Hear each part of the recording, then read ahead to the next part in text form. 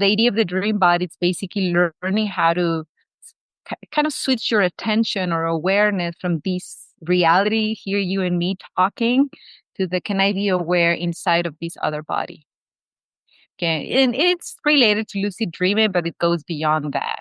It goes, for these traditions, dreaming, it's not only the way we see it in Western world, it's also you can visit different realms or places of dreaming, as they call it.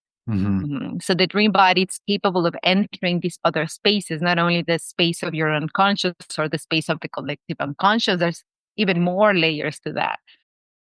Welcome to episode 60 of the Mind That Ego podcast. I'm Ricky Duriz. I'm joined by Claudia Barfoot, a psychotherapist, ancestral healing practitioner, and founder of The Land of Possible, which merges Western theories of the psyche with indigenous systems of knowledge to facilitate growth and healing. Claudia's cross-cultural approach combines psychology, psychoanalysis, dreamwork, sacred plant medicines, and ancestral traditions. She's informed by perspectives from the Toltec and Maya peoples of Mexico, as well as the teachings of the Mamos and Sagas from Sierra Nevada de Santa Marta, Colombia. Her expansive wisdom provides an insightful perspective on dreams. We discuss visitations from ancestors, emotional landscapes, the dream body, astral travel, visiting different realms, what colours represent, prophetic dreams, why certain traditions see dreams as shared experiences, how dreams prepare us for death, nightmares and encountering dark beings, the need for spiritual protection, and much more.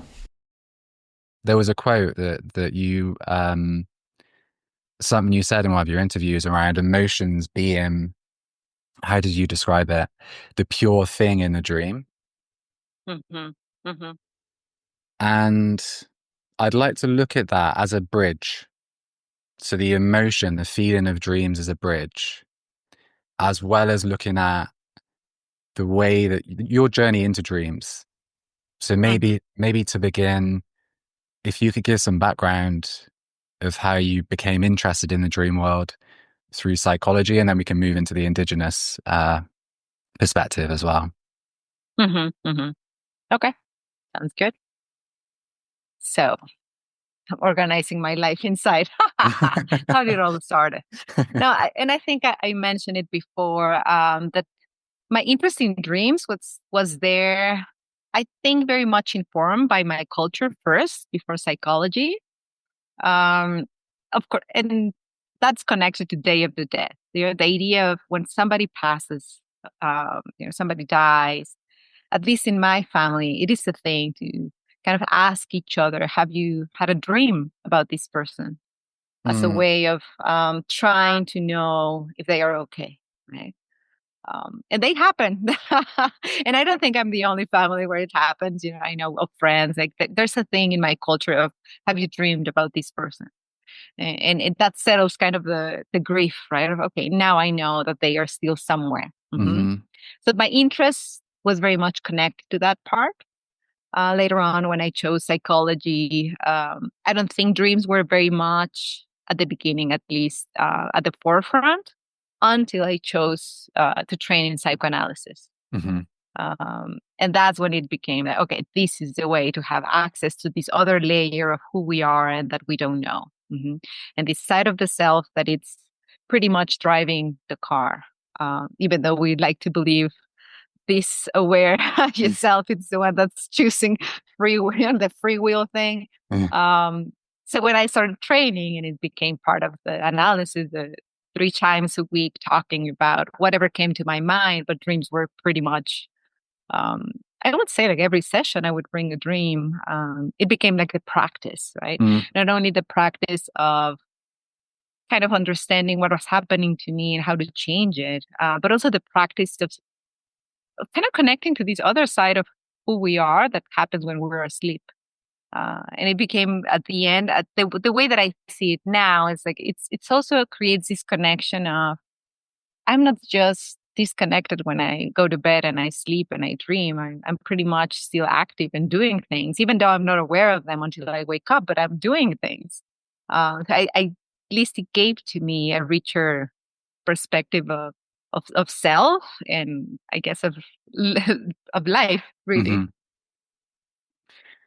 I wanted to acknowledge how you open that with the idea of those passing on. We Hmm. scheduled this conversation a while ago. Yeah. I didn't realize at the time, today is the death anniversary of my auntie Jeanette. Mm. And it was in messaging my mum this morning that I had that light bulb moment of there's something fit in having this conversation today. I had dreams of Mm. Jeanette after she passed that were really reassuring.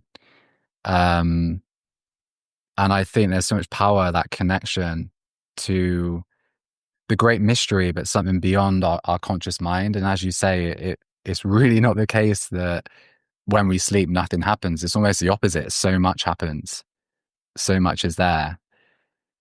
When you first entered this, you said it was more like work and you were in that psychological domain.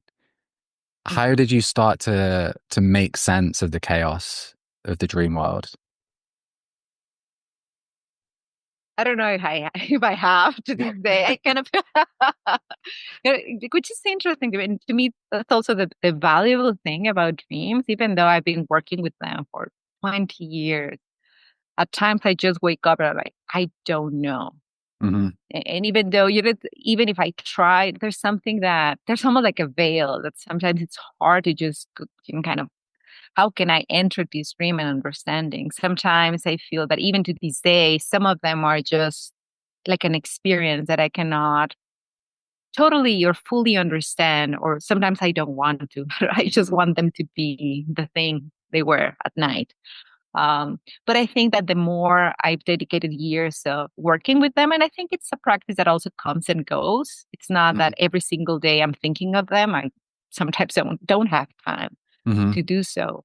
But I have learned to identify the quality of them, to understand if it's a dream that's related to something I actually need to pay attention to, something that is meaningful that I need to look into, the specifics of the dream, or if it's a dream that is just showing me an emotion that I've been like putting away, and Hmm. that it's time to allow it to take center and to to Hmm. be processed or to be felt or acknowledged.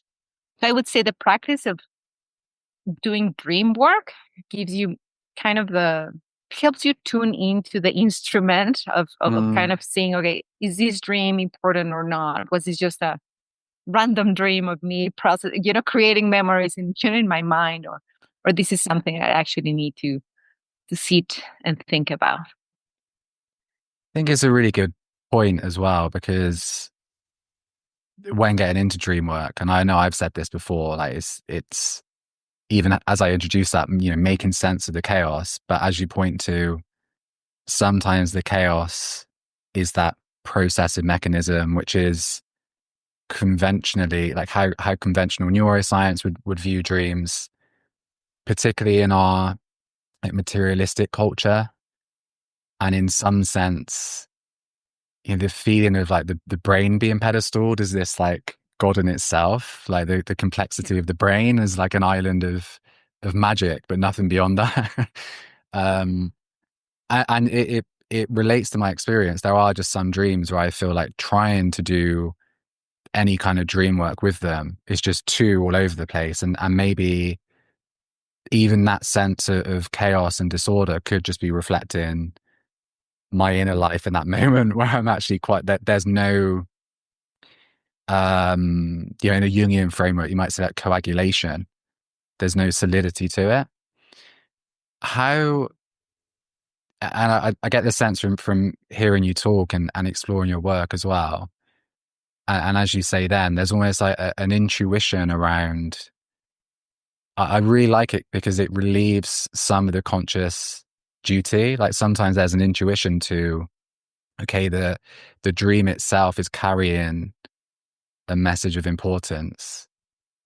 How do you work with that intuition? Is it something that feels obvious? Like if you have a dream and you know it's meaningful, like what would be the first steps that you would take upon waking up to then discern, is this something to look at more or to inquire Mhm. further into?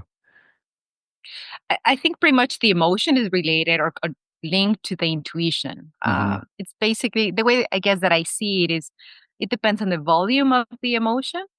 If I feel it's a higher volume and I'm just feeling the emotion, I know it's important. Mm-hmm. And sometimes I just stay with the emotion and, acknowledge like, this is the way that I feel. And that's it. And sometimes if the dream is more elaborate, I try to look back to the symbols, right? And work with them in some way. So it's very much linked to the emotion. Or at times, if it's, I guess, too different, because we do have kind of landscapes that are very much common to us, right? Or to our own internal landscape.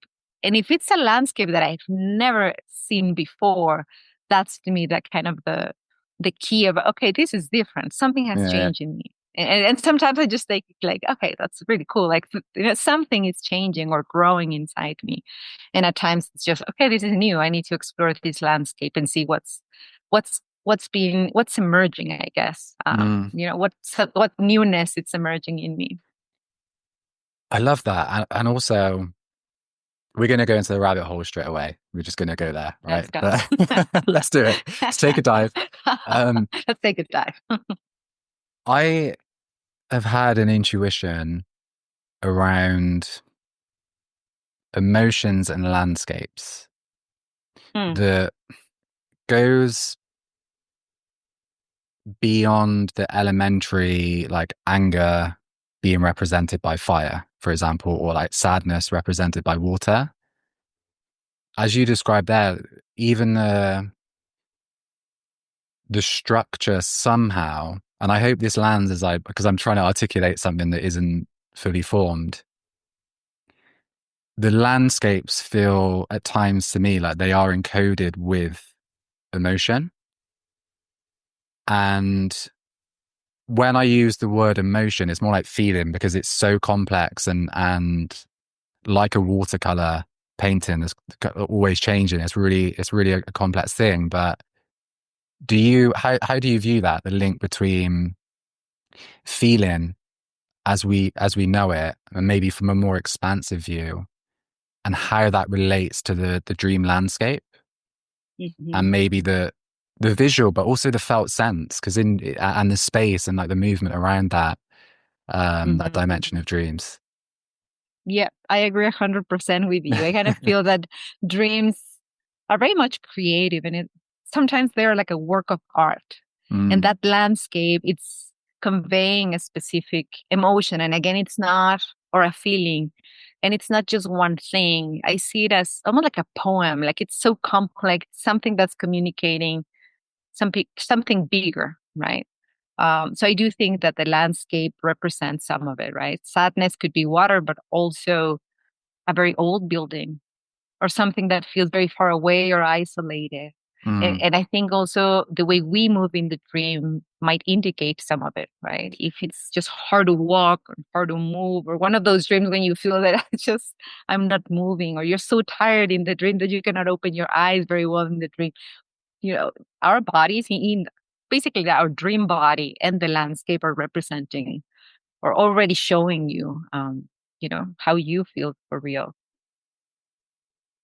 you mentioned the dream body, which is really important. A lot of the looking at this from a Jungian point of view, Hmm. there's the idea of the dream ego Hmm. and the center point of consciousness, the common phrase in I had a dream, I was, in the dream, I was this, I was that, I was here, I was there, which it does include this idea of the dream body, but it's maybe more egoic, like from a perspective of I. How do you view the dream body in relationship to the dream environment? You kind of you touched on it there in terms of the interaction, but do you view that as something that can change? Do you view it similar to the physical waking body? Like how would you view that in more detail if you were to zoom in on the dream body? My idea of the dream body has been very much informed. I now touching to the indigenous teachings, in practices. It's been informed with the idea of we are not only a body, right? It's basically we are more this other self or the dreaming body or the energetic body, having this experience inside the body that Mm. dreams. So the idea of the dream body is basically learning how to kind of switch your attention or awareness from this reality, here you and me talking, to the can I be aware inside of this other body. Okay, and it's related to lucid dreaming, but it goes beyond that. It goes for these traditions. Dreaming, it's not only the way we see it in Western world, it's also you can visit different realms or places of dreaming, as they call it. Hmm. So the dream body is capable of entering these other spaces, not only the space of your unconscious or the space of the collective unconscious. There's even more layers to that. It's a very complex and very rich way of having like a dreaming practice. Hmm. Um, I think they are hard to practice, to be honest. But I think they are very much on point, or they feel to me like very much real in that sense. Yeah. Um, how how would you relate? I appreciate the questions are thick and fast at the moment, but it's because I'm so interested in this and your perspective on it. Um, but how would you relate the dream body and these different Mhm. dimensions or different realms and astral travel? Because there's this idea with astral travel, and I might be incorrect here, but that you travel outside of the body. Mhm. Do you feel that that happens in dreams as well? Like some dreams you're in your own Mm. subtle dream body, and sometimes you actually travel outside of the dream body within that kind of environment. I think it's Does that make possible. sense? Okay. It makes sense. I Okay, think good. it's possible. I do think some people have the ability to control it more. Um, my own experience with my dreams, it's been random. Mm-hmm. Like it has happened, but I wouldn't say it's because my will was involved. Like it just happened. Yeah.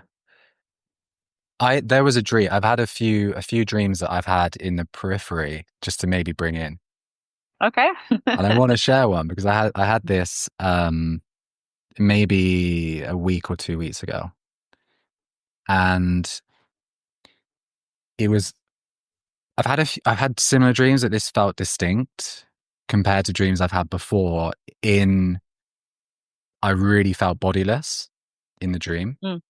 But it began with, and there's a reason I'm bringing this up as well related to your environment right now, which I'll get onto, but it's really cool. um, I was in like a forest kind of space, and there were cages. I want to say cages, maybe bird cages, like on the floor, but it felt very grounded in the earth. And there were loads of trees, and the trees had like an aura to it. And I looked up, and as I looked up the tree, I started to float upwards. So I was floating up the tree, and then as I continued to float, I went into the sky, and there was a single feather. And I can Mm. see, obviously, I looked at your background, Okay. you've got the Second sky and the feather. feather. um, but the interesting thing was, I felt incredibly light, and it was a very blissful experience as I was rising up. Mm. The moment that the tree disappeared, I was just then with the feather and blue. And when that happened, I had no point of reference. And that then caused me to have anxiety. But it was a phenomenal experience, like just Mm.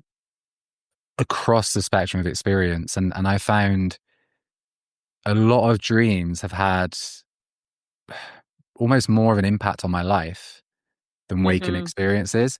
And I wanted to share that just if you do have an intuition around that, but also it's a growing area of interest for me around how consciousness itself moves in the dream world. And it doesn't always seem located in that dream body. I also, as soon as I saw the background, I was like, okay, I've got to mention the dream. This And is the that's day of that dream. yeah, Yeah. yeah. Yeah, I think um you know what, I guess the map, I think sometimes traditions or theories just give you a map, right? Of how to understand it. I don't think we fully know, but it's a map. So to me, kind of the map that I go to when I try to think about the dream body and how does that work, or the Mm. consciousness, that state of mind. Um, to me, the Toltec tradition, it's truly the one that I go to. And I do think we go to different places when we dream. I don't think all dreams are made in the same world, if that makes sense. They come from Yeah. different places, or you visit different places, and you know it more with the felt sense of it. Hmm. And I agree with you. I have had dreams that feel more real than this reality for some reason, that they are so intense, they're so soulful, that they feel bigger than, uh which just feels weird to say than this. It's No, just I the get. Yeah. quality of them are, Yeah. it's totally different. And I think those ones are the ones that are more related to a spiritual, in my worldview, to a spiritual, it could be a spiritual awakening or a teaching, or something you actually need to look into, right? Hmm. For example, for the Toltec tradition, they think about dreams in terms of colors. Some of them, there's a lot of different like dream worlds, but one of them, it's there's the red dream, where you can heal physically, Hmm. because they remember, it's kind of a reminder of the womb, the way we used to see light when we were in Hmm. there. Some of them are more with a white quality, and for them, those are the ones that are spiritual. The blue ones are more prophetic. So there's something about also the colors in dream that are Hmm. signaling what you need to pay attention to. Yeah. Yeah. And the cages, and and it's interesting, for also indigenous communities, dreams are more a group dynamic than a personal one. So when you were talking about your dream, it made me remember one of mine, that Oh, a cool. very old one. Yeah. um just that I get the cage stay with me, and in this dream, just to see if there's a link there. I was seeing an eagle Mm. inside of that cage, but it was small. It was very small. It was sad one. It was sad. Hmm. The bird wasn't looking good. And I just remember this. I woke up with this very intense feeling, right? Very opposite to yours, that is more floaty. Mine was very much grounding, and but I think that they connect in some way, and there's a reason why my mind, is associating yours with mine, Hmm. and the idea of the cage, I think it matters to look at, for you, for me, and for, I guess, for whoever is going to listen to this. What's inside the cage, and how can we get out of it? Yeah, I really like that you bring that element in. That was something I wanted to talk about as well. The common term, I guess, in Western understanding is like synchronicity, but this Hmm. idea of the symbiotic, interconnected nature of reality, Mm. the intelligence, even us meeting now to have this conversation, and whoever's listening to it right now, I do really feel like the idea of divine guidance, divine timing, the Mm. and this is I'm open for this to change, but my perspective is that there's that degree of free will, and then the divine influence does occasionally guide us rather than it being completely predetermined. And dreams are one way where that divine messaging can come through, and that there is one of the biggest things around that is this joint tapestry of individual but also group experiences and like Mm. group dreams. I'm fascinated by that because we don't modern culture, Western culture lacks that so much. And I am fascinated by what Hmm. it's almost like they could be different pieces of a jigsaw puzzle. Um, I wonder, because I know I've seen you talk about this before as well, in terms of communities that would share their dreams, seeing it as like a duty almost for the group to share.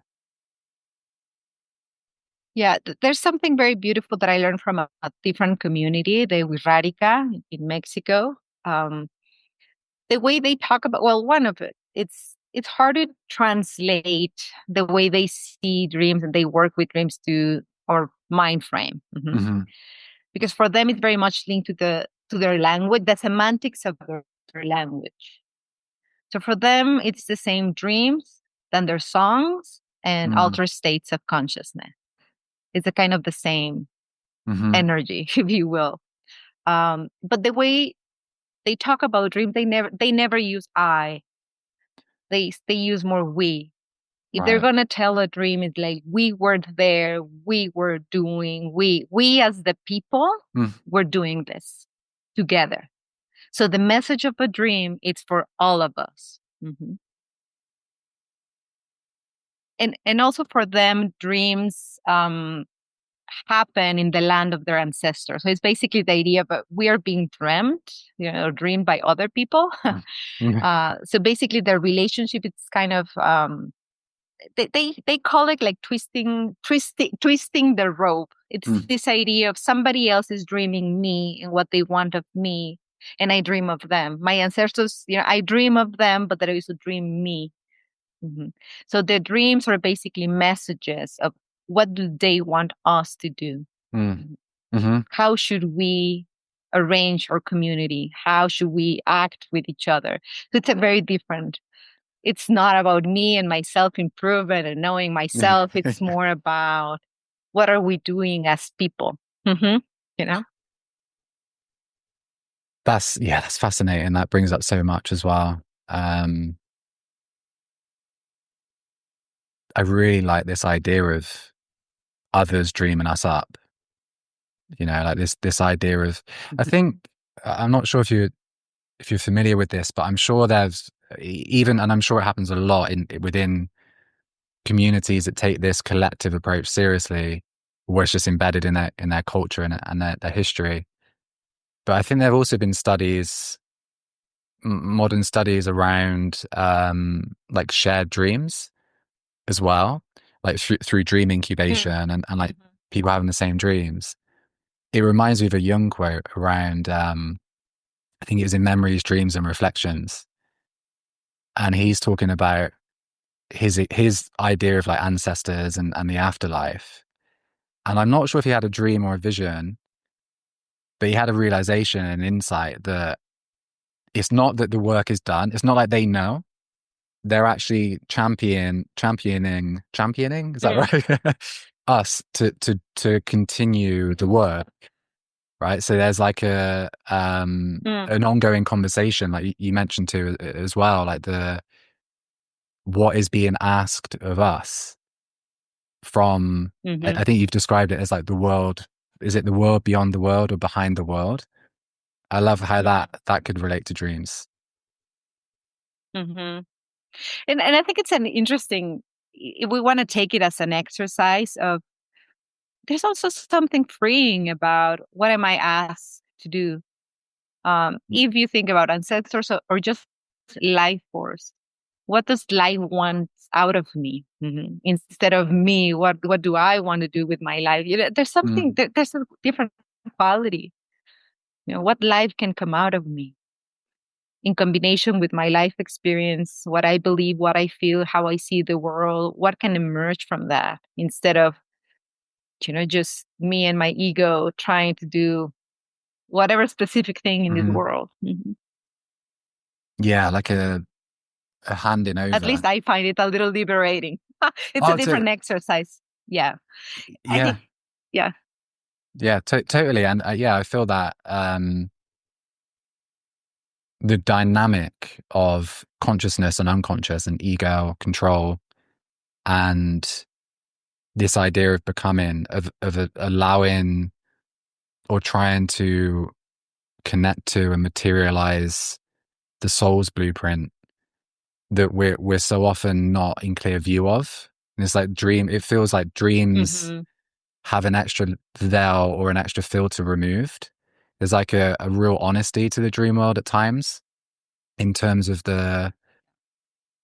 you might have an ego stance, but the environment is reflecting so much as well. Um, I'm keen. There one big area I'm really interested on looking at in more detail is this idea of what is mine and how Mm. how like far out am I traveling from me, like, and it does fit. I reference Jung a lot, but it fits the idea of like the individual psyche, the collective unconscious.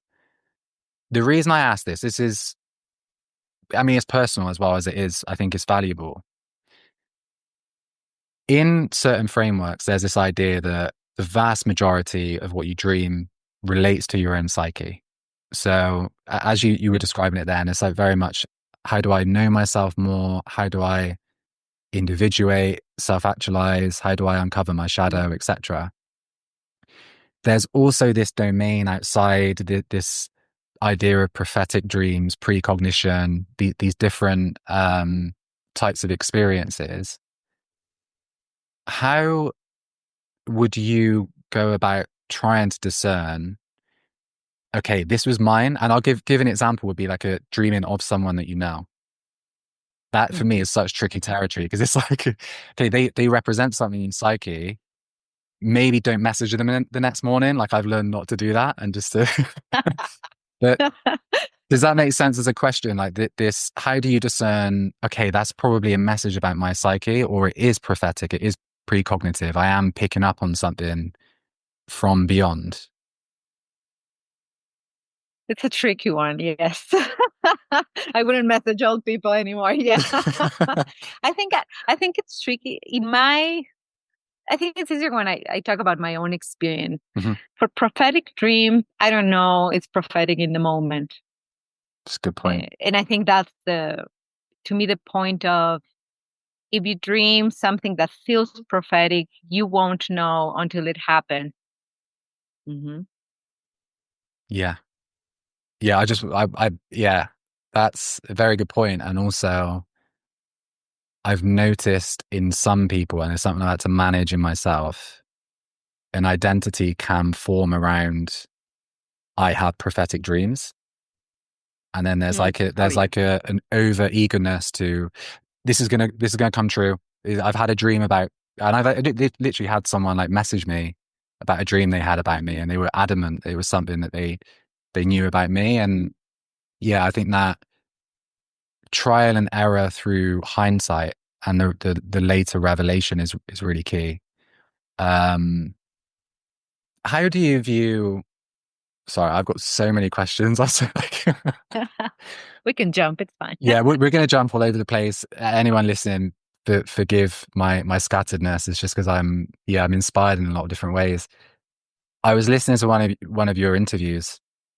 We had touched upon this a few times, but the idea of ancestors, and it was when you mentioned not only having a dream of an ancestor, but someone that you've maybe never met. Hmm. And that suddenly it was a switch for me because I have had a few dreams. I had one recently where I met this man and that it had that realer than real feeling. Hmm. It felt like I was meeting someone, like an actual being. And I woke up and I was like, what? Mm. That was a person and I don't know where they were from. And in retrospect, when I heard you say that, it almost clicked like that could have been an ancestor. He does have, on my mum's side, a similar appearance. And it could be, I think he was a farmer. It felt like he was on farmland.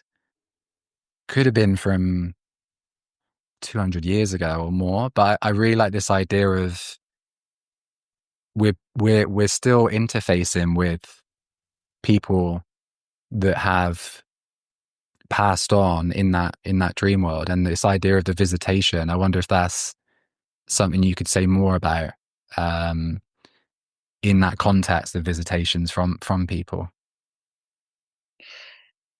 What's fascinating is that I kind of feel we all know when we feel a character or presence that feels like an other, like a real, like living, almost like a Yeah, living other, right? yeah. And to me, that's kind of the signal of either an ancestor, or it's just that it's hard to talk about these other realms. Like, is that type of a guide somewhere, right? That it's there for you for some reason and it's just Hmm. showing up. Um, and I think that if you think about ancestors, I think it's fascinating to think about if you want to think about, again, a time in a linear way, and if you believe in reincarnation or not, like, we are also ancestors coming back. So it's this idea of you can sense. It matters to find the ancestor as a guide, I guess, or as a knowing that, okay, there's somebody else that's been here before. Somebody has paved a road for me, and that's why I am here. Those visitation streams, I see them more as, you're not alone, you're not the only one. We've been here before in different ways, in different times, but we're here with you. And I think it just, now it's a personal choice what to do with it. The idea of, if through meditation you want to reconnect or try to kind of the re-entering the dream.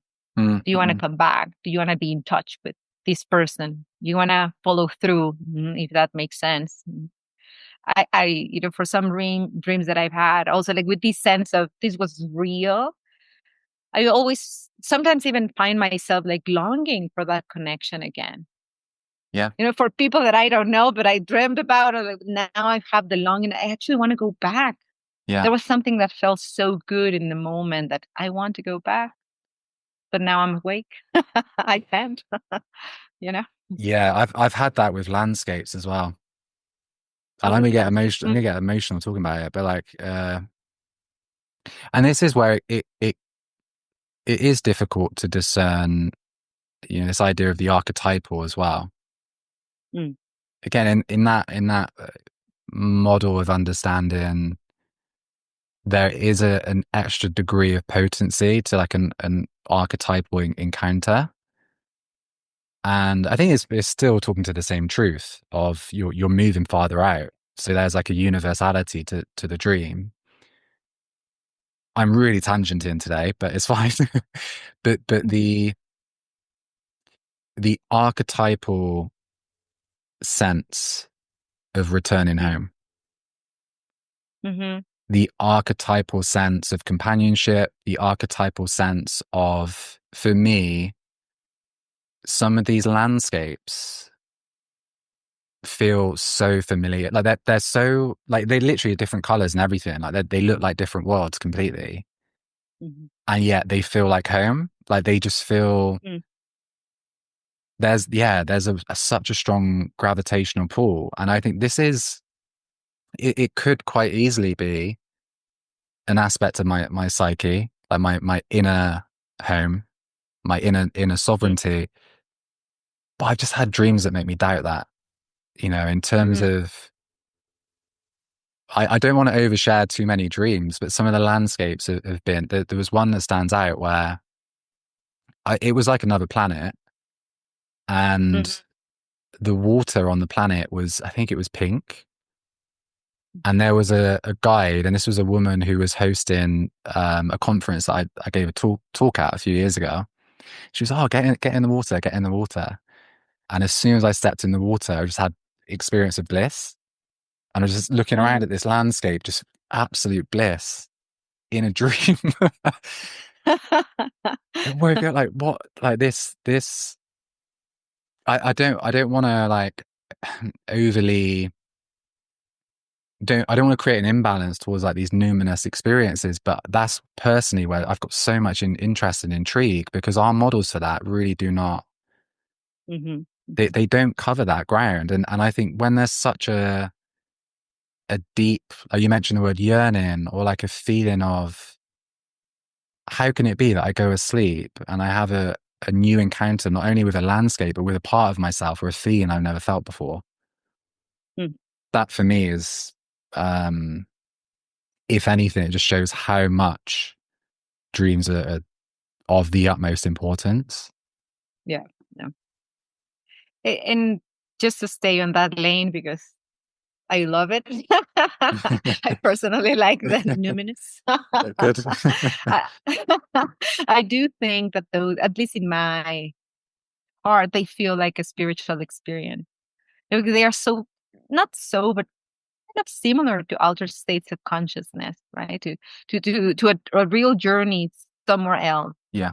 And just so you don't feel you're sharing too much now, I'm going to share mine Please do, to please do. balance things out. Yeah. When I moved here I live in Denver, Colorado, and I kind of feel, and going back also to the idea of, is the world dreaming of us, or the landscapes, do they participate in our dream? Hmm. Where we live or when we travel, like I do notice differences in the quality of my dreams. But anyways, when I moved here, my first dream was related to mountains, but it wasn't here. I had Hmm. a dream in a different type of mountain somewhere else. It was very much, it felt like very monk-like Tibet, something like that. But, but in the dream, what I was seeing was these little houses, and I was hearing the kind of the throat singing, but it was like Hmm. hundreds of men doing that. It was Hmm. very intense in that way. I was just hearing that singing that I wish I could replicate. So I was invited to go into a pool, but that pool of water was all black. And it made me truly afraid. I was like, I don't know about this. Hmm. So I said no. So they offered me a second one. And for the second one, I felt like, okay, this I can do. And I entered the water hearing all this throat singing. And what happens to me is that I dissolve. So I experience how it feels to be dissolved in water. Basically, the idea of like losing total form. Yeah. And that's the dream. And then, I mean, I woke up, but that's, Hmm. for me, that's one that I don't touch in terms of my psyche. Like, for me, that was just an experience, something I cannot fully understand with my ego or my, I don't want to touch it in that way. I also feel that sometimes dreams are almost like a lie. And if I Yeah. dissect it too much, I take away from the true meaning or essence of the dream. And for that one, like, specifically, like I don't touch it. For me, that was an experience that Hmm. felt spiritual, and that's it. I'm not going to interpret that one. I'm just going to stay with it, and I hold it very close Yeah. to my heart, and that's all. Mhm. You don't want me to share what came to mind then in that case? Yeah. Yeah, it's like, Yes, I do. okay, good. No, it's the immediate thing that came to mind was around again and I do want to reference Nigel Hamilton, um, his book Awakening Through Dreams, which is Mm. exceptional. Have you heard of it? No, I haven't. Okay, I can Want to send a write link. it down? Yeah, write it Okay, down. yes, please. Because he's looking at the alchemical stages, and I might get this wrong. One of them is, I think, is solutio, or I think it's solutio, and that is to do with dissolving, and it's Mm. one of the alchemical stages, and that's all I'll say around it. But it just came to mind again, like the archetypal, experiential. How do I describe it? It's probably good if I get to that point where I struggle, but I'm gonna this seems like a tangent, but bear with me. Mm-hmm. I don't think when we use metaphors of weather for our emotions, I don't think we're just making a link because something appears similar. I actually think that our emotions are also weather. And that might sound, on one hand, it Mm. sounds like I'm stating the obvious. On the other hand, it doesn't. But what I mean by that is that there are these, we might call them underlying forms, that underlying elements that are not material. So even the archetypal pattern of dissolving is something like I felt like when you said that, Mm-hmm. I was like, I can get a sense of that dissolution, like a sugar in water. You know, it's like Mm-hmm. how can that be? I think it's because we have that in us. I think this is also a very Yeah. ancient. I'm trying to reference maybe the Hopi or Hopi, some like Native American tradition that talk in this kind of language of being really at one with nature to the extent where we are that, and within us those patterns of weather, of dissolution, of fire, Mm. of earth, like they're actually, there's a felt sense to it. Mm. Mm. Mm-hmm. I'm really going off on one now, but feel free to take the No, baton. no. I think that No, I think it is possible to, yeah, to have a felt sense of everything, of being lightning and storm and all of it. Um, but to the point of dreams, I think that that's what makes them so rich. It's this idea that we all dream, we all have access. Sorry, I lost my.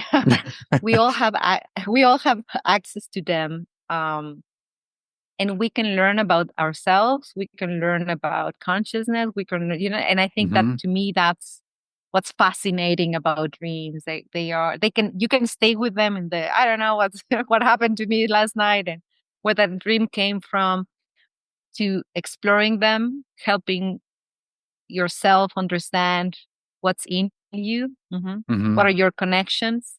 How you relate to everything around you, or to your dreams, Hmm. and the spiritual part, or these other bigger dreams that are connected to something that we don't know. Hmm.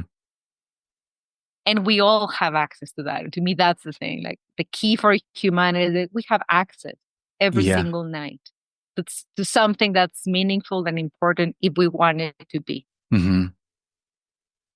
I know you've mentioned as well, like around there's this important dimension of the spiritual experience that can be incredibly affirming, incredibly enlivening, but then also in a, I don't want to say more practical because that almost like minimizes how practical a spiritual experience can be. If it boosts your well-being or your purpose, that's a very practical thing. But this idea that dreams are important for problem solving, for creativity.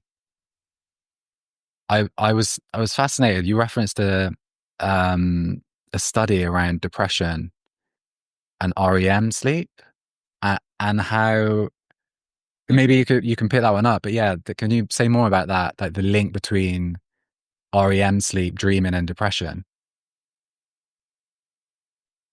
Yeah, it's this idea of dreams again. They help us probably. Sometimes we're also practicing. Like it's just a dream can be this very practical thing of problem solving and putting yourself in scenarios that are uncomfortable, so you learn how to solve them, right? Hmm. And that helps you solidify and create memories, right? Just talking to the very practical things about dreams. But what they've discovered with depression is that you have longer periods of REM sleep. And if you're having basically too many dreams, and dreams that are challenging, depressing, obscure, you're reinforcing the pathway more than helping yourself. So it Mm. actually reinforces the depression.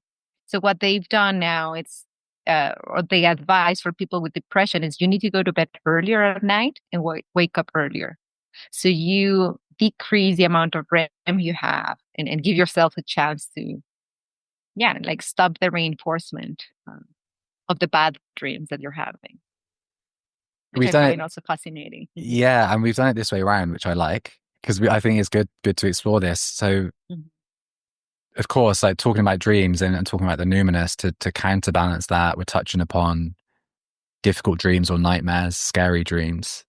Um, I wonder, and what you're pointing to here is, I find that fascinating, like the grooves, the imprinted or encoded traumas that seem to then reflect that loop, that short circuit in the dream world. How how would you go about, and when I ask you that, I really, if you feel more like you just want to respond personally or you want to respond in whatever role, I'm asking just out of pure curiosity. Um, but how do you go about approaching nightmares and Mm. the fearful encounters where dreams bring up really challenging emotions? Like how would you start to look at those to try and work with them? Like when I work with clients, I help them understand kind of the role of nightmares. One, that they are one of the most important dreams that we can have. Because one, they show you the shadow, and it matters to Hmm. acknowledge it, and to truly get in touch with it. It's a kind of it's always the invitation of whatever scares you, you need to look up front. and eventually kind of try to look through the eyes of the thing, right? That it's hunting you. But it's a challenge. Of course, in a dream, you're just afraid and you're running for your life. But somehow, just like opening space for dreams and working with them, I have found that many of my clients, I find it funny that in the moment, sometimes they remember me and they are like, oh, yeah, yeah, yeah. Claudia said, just let's look back. And then they do. And Yeah. when they do, something shifts in the dream. They see the thing, but the thing no longer is running to catch them. Many have, reported like these encounters with these things, sometimes a skeleton, sometimes a monster, something different, and now they can see it. And now they can embrace. And then the dream never comes back or the nightmare ends, right? And I think that that's the point. It's like acknowledging what is it that is chasing you, because at the end of the day, it's you. It's another part of you that wants to come back. And you better allow it, right? Now, if I link that to also like the indigenous communities and what I've learned from them, is this idea of dreams also help you practice how to die. This topic that nobody wants to touch, but it's, yeah, like what happens if whoever is chasing you wants to kill you? Well, let's see what happens. Yeah. Allow it to happen. And it might be painful in the moment, but you'll see in the dream that you don't fully die or you transform into something else. Like there's always movement in a dream. And it's the practice of everything that I fear, I need to confront and allow it to be. Of course, like there's limits to that, but not everything. But but in a dream, I think that's the safest place. Yeah. You're gonna wake up. I was listening to Spotify earlier. This is not a sponsored podcast. On shuffle, and this was about an hour before we were recording today, and a song by Moby came on that was on a CD that I had when I was about 10, and it was a CD. I loved the CD. I think it was called like Pure Chill Out, and it brought back these really like pleasant memories of this CD. But I saw it came on, and I was like, oh shit, the first lyric. He just says, "In my dreams, I'm dying all the time." It's like, "In my dreams, I'm dying all the time." And I in the last podcast conversation, I brought this up because I've had a few dreams of dying, and a few of them have been like bliss death dreams, where it's like a Kundalini death, and then I wake up and I'm like, wow, that was a very strange experience. But I have had, a number of death related themes, and as you say, there's such an aversion to that. But how, I think you've already touched upon this, but how, if someone is experiencing themes of death in the dreamland, how can they reframe that and view it differently in a way that feels a bit more reassuring? And you already mentioned like the movement and following it. Is there anything else that you'd add to that? I think it requires kind of having enough time working with the idea that change is dying. Everything that we change in our lives requires it's this link between creation and destruction. It needs to come together. And the more you practice in your life to see that that's what limits are, right? Like having good limits and boundaries, it's kind of stopping a thing, and it ruptures some things, and then it creates connections in other ways. This idea of like it's not a full-on death as we think of it. I think it's just the practice of allowing a person to get more used to the idea that we're dying all the time, one way or the other, right? And we're aging every single minute, which is we're getting closer, and it's okay. And because we have a deadline, life is more meaningful, and if we want things to happen, so it's also working with the idea of death. That's not the most terrible thing that can happen. And even with practice, I have to say and kind of share with people that even I run away from things in dreams. Like, it doesn't mean that I'm always brave. You know, at times I am, and other times I'm like, I'm just gonna run away. And I remember becoming a little bit lucid in one nightmare, and I knew I didn't want to keep the chase going. So what I did was jump from the building, because I knew that this sensation of falling down was going to wake me up. And it did. It worked. But I didn't face the thing. For me that day was like, I'm out. I don't want this. Yeah. So I'm just going to say or normalize that this is a practice. Sometimes we confront things, other times we don't feel like we can. And that's okay too. If something is meaningful or it needs to come back, I mean, I guess something it's important is going to come back. You're going to dream about it again in a different way, in a different storyline, but it's going to come back. For whatever reason, what comes to mind, so the previous guest, if I'm not losing track of when I'm publishing, Dan Ingram, he didn't mention it in our conversation, but he, in another interview, was talking about dreams and encounters with different beings. And from that, he was saying as well, you know, you get a lot in like psychedelic experiences and deep in meditation, where you can have encounters with like dark beings. And I say that with so much trepidation, because I'm opening up to talking about stuff here that I've not publicly before so much. But I think it's important, because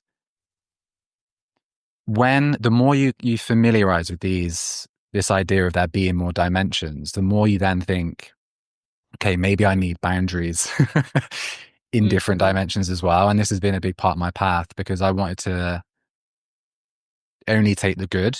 And I'm not saying, and this is the thing, I'm not saying it's something to be afraid of or something to be averse to, but to acknowledge that there are practices, and maybe this maybe is a tangent, but practices in encountering parts of the self, whether they are different, you know, they're beings from different realms, in a way that is almost like a spiritual kung fu. And all of that is leading to Dan Ingram shared the origination of Metta Bhavana, the loving kindness Buddhist practice, was when the Buddha sent monks to go and meditate in the forest. And they couldn't do it because forest spirits were creeping them out. They were afraid of the forest spirits. So they were running back to the Buddha, and they were like, we can't sit and meditate. We feel like we're under attack from the forest. And Buddha says, like, well, what you have to do is just send them love, like alchemize whatever fear you have, and actually send love to the forest spirits and reassure them, you know, you're not afraid of them, but also you're not a threat. And when they started to do that, the forest spirits welcomed them. And that was the origination of this practice. I don't know entirely why I'm talking about this, but I think it's around a very subtle nuance of turning to face something, and then where are the times to take that understanding and set like an inner boundary or a spiritual boundary versus welcoming that in. Does that make sense? Like what I'm talking to? I don't know if I'm kind of going too far out with it. Yeah. I do. I think you're speaking about the complexity of dreams, of true, like the layers of them. I also think that the more curious we are with certain things, the more we encounter them. So I don't think all people can encounter like a dark energy or an entity. I think it's those of us that are curious about it, kind of, you know, encounter them. And, but yeah, like that's a different path to walk. And I had a teacher that what she said once is that if they have red eyes, they've never had a human experience. Those are the ones that you need to run from or kind of create the boundary. So in her teachings and in her experiences, that was kind of the key for dark forces, like the eyes. Wow. just to know if they are going to feel empathy for you or not at all. Yeah. Thanks for sharing that. I definitely have like a trepidation entering this territory, but it's true to my experience, and it talks to the wisdom of like having that understanding and the need for practices. And I do want to go full circle with a dream, because this was an incredible dream that I had, a false awakening dream, and it includes Gina, my auntie, so it feels completely relevant. Yes, please. Yes. I just want to share it, so I'm discerning, but and I'm aware this is public, so I don't want to phrase it. Let's just say I occasionally, it does not happen a lot. Sometimes I encounter people in life and I just get a sense that there's something not right. That's just one way of saying it. I get a sense something's not right. And there's been a long path for me in terms of where is it projection? Where where is it mine? Like, where is it paranoia? Where is it I'm hyper vigilant, all of this kind of thing. And a few times it's kind of passed all those tests, and I've just felt there's something that's unconsciously I'm tapping into, and I don't know how, I don't know what, and it's really important for me not to speculate. But a few times after the fact, things have come out that kind of affirm that intuition.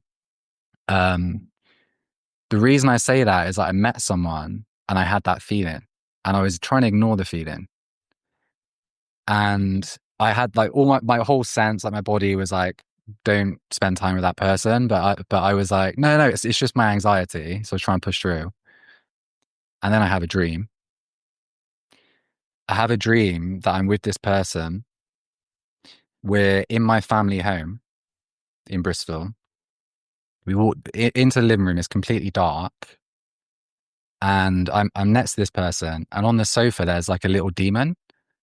And the reason I bring this up as well is like the eyes caught my attention. They weren't red. I think they were like green. But you know, if you see like a deer in the headlights, but like you see that reflection. But it was a little, it was Mhm. a demon. It was a little demon, like legit demon on the sofa. I wasn't afraid. I promise I wasn't afraid, right? I promise I wasn't. But there was a demon on the sofa, clear as day, in the dark. And I tap this person on the shoulder and I say, Oh, wow. "Can you see the demon?" And they respond and they're like, "What demon?"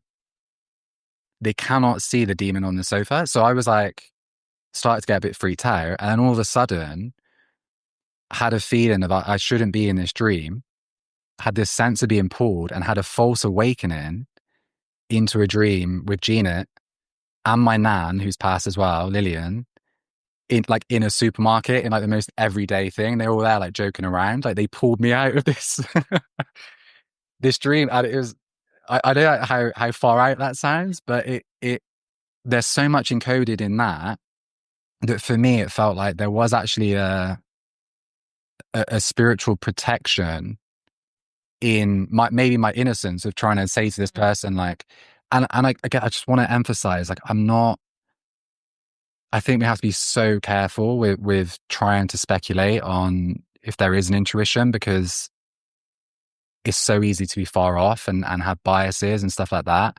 But this was just an experience that for me, that was enough evidence. That was all I needed to be like, trust the feeling. It could just be Mhm. Mhm. a thing in the dynamic. It doesn't have to be anything insidious, but that experience, and then Gina and like my kind of guardians be like, Ricky, get out of this Yeah. density, it was incredible. Yeah, thanks for indulging me in that. I, I like Gina saving you up. Yeah. Yeah. And I think that we all need like different, like, dreams are communication, right? And we or something else is communicating. Hmm. And I think we need to trust that. Like, this is something that I am communicating myself. If we want to stay in the I, right? Yeah. If I'm trying to communicate that there's something demon-like near this person that I already have felt uncomfortable with, Hmm. that's my message. Someone Hmm. like, it's not that you're going to tell this person, I saw a demon. because it's Exactly. not, it's not for Yeah, them, it's for yeah, you. It's a yeah, personal communication of this is, even if it's real or not, it's the way you're communicating to you that something is off here. yeah. hmm And I need to be careful with, right? If you want to see it as a real thing and a spiritual and you're protected, I think it's awesome, by the way, that you're protected. And at the same time, there's no more information you need. You had Yeah, the dream, you have felt it in your body. Like that's at least two pointers that are telling you red flag over yeah, here, red flag. yeah. I I always now, and I'm really revealing my own kind of potential neuroses, but I've always wearing this cross, or at least when I remember to, um, because I just went like I've got a background. I've had like psychosis and paranoia. This is something I've spoken about. I've been with, deconstructed to understand like the nuances of it. I couldn't A, heal from, and B, understand those experiences without having to accept these realms. It's as simple as that. I got to and again, I really like your framing of it's a message that I need. There are people, there are select people close to me that in discerning circumstances with a lot of non-attachment, I might share if I'm like, I don't feel good about this person, or like, I did have a dream, it might be relevant. I do occasionally do it when it feels like I'm not coming from a savior complex or like a guru complex or like I'm a prophet. But there are times, and I do think that sensitivity to energies and how that domain like there's a continuity between waking reality and the dream world in that sense, and I find nightmares being one, even like sleep paralysis, that I've had that experience, and that's incredibly unpleasant. Yeah. I'm aware we're getting towards the end of time, and I don't want to end on that note. And sleep So paralysis, yeah, yes. sleep paralysis. Bye, everyone. We're done. No, um, maybe we can bring it back, bring a bit more lightness. I do appreciate your willingness to kind of go to this territory as well. How is there anything else in terms of the honoring of dreams? And I want to also say that from a perspective of the indigenous perspective, the sacredness of this dreamscape, and the way that has been overlooked and minimized and ignored a lot, significantly. Is there any way or anything you'd want to talk to in terms of honoring the dream world, Mm. and maybe creating a bit of balance in a world that's neglected that for so long? Yeah, there's two things. One is the idea that this waking life is also a dream, that we're dreaming all the time. That there's, for some indigenous communities, is they express that as we have two different hearts, the one that's here and the one that's in the other land, right, in the dreaming land. Um, and that's one way of seeing it. The other one, it's especially with the Toltec tradition of they talk about the tonal and nahual. The tonal comes from the sun, from Tonatiuh, and it's this light that we have in the head. It's basically that this world is a dream in terms of it's just perception, that it's dictated by light, what the shapes we see through light. Now, in the dream world, we see with a different light. When we dream, like the energies change. The one that is in our navel comes into the head, and it's a blue light, and it's other vision because you see with a different tone of light, so you see things that you don't see in the waking light. Mm, So I think the practice of seeing that we're dreaming all the time, it matters. At least to me, it helps me. Again, I'm not that aware all the time, but I have learned from dreams that keep things moving. Everything needs to be dynamic.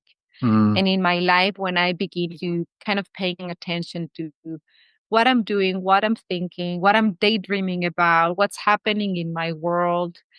You begin to weave reality and see that everything can be kind of dreamlike. So everything can be, and again, not to walk too much into the kind of the boundary of everything is speaking, but kind of like Mm-hmm. this is an orchestra of life and things are happening and everything it's creating a specific landscape almost like minute by minute, and it needs, Mm-hmm. it might feel overwhelming for some people, but I think that in the little moments when you notice, I think it matters to see that this is kind of dreamlike.